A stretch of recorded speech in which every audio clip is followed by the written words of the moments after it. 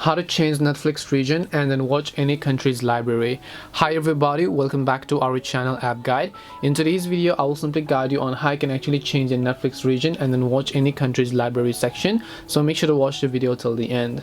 So if you'd like to change your region on Netflix, by default you might have geo restrictions, which means that you're not being able to access some of the international shows because you're in a region where it is restricted. Now in that case, what you need to do is simply use a VPN, and this can only be achieved by using a VPN because it is going to change the IP address, make the internet connection think that you're from somewhere else while you're living in somewhere else.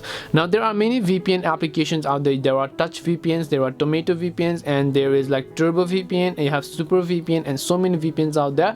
Just rely on the one that you think is best for you. Now I personally want to use this over here called US VPN because it only connects to that specific server and not dedicated to other servers. So I'll just open up the specific server here. Once you open up that VPN application, all I need to do is just tap on the connect button based on the region that I want. Once I've connected myself to a VPN like this, you'll be able to see them over here, generating configuration. And then after that you can just come back, go to Netflix, open it up, and watch any shows or movies or series that you'd like.